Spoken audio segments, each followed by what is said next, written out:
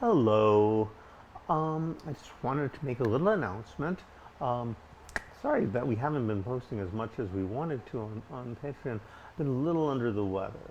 I think I'm getting better, but it's a slow process. Um, so I was supposed to be having a vacation too, but my vacation has largely consisted of convalescence. Um, but there's good news too.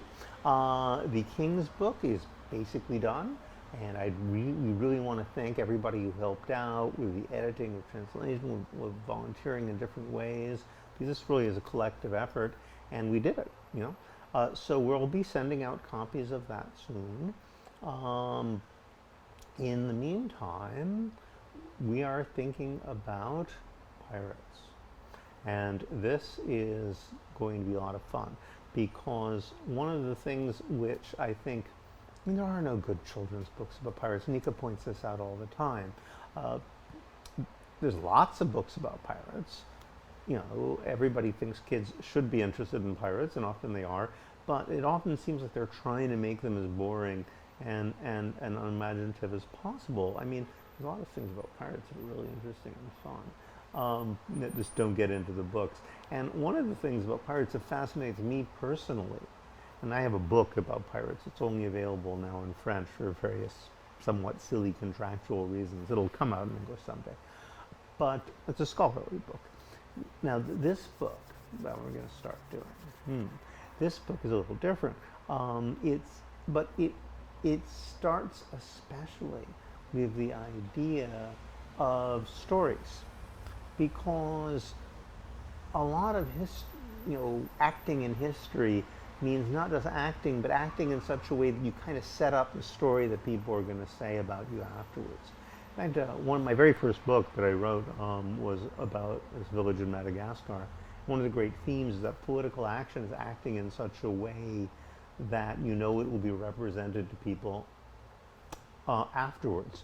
I mean, obviously, you're doing something at the time mostly, but what makes it specifically political is that it influences people by their having heard that you did it, or people who were not there at the time.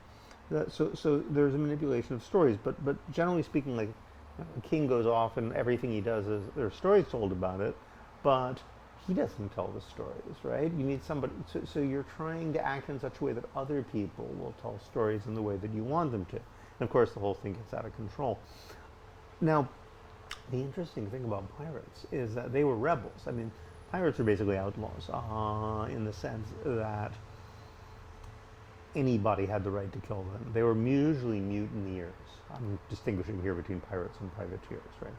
So if we're talking about the 1600s, the sort of golden age of piracy, the 1680, 1690, maybe 1700s, those guys were mostly people who'd mutinied. A lot of them are people who'd been kidnapped to begin with. That's why they were on the ship. They used to grab people on the street and make them sailors.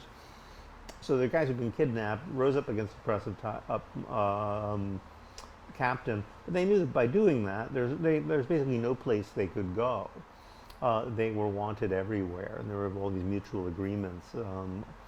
So they would raise a flag and say, okay, fine, we declare war on all of the world.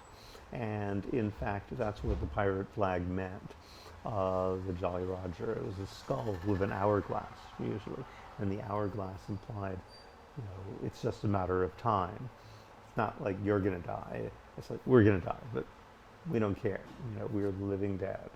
We're living on borrowed time, but we don't mind that. We're going to have fun with it. We should think about it as even scarier in a way. But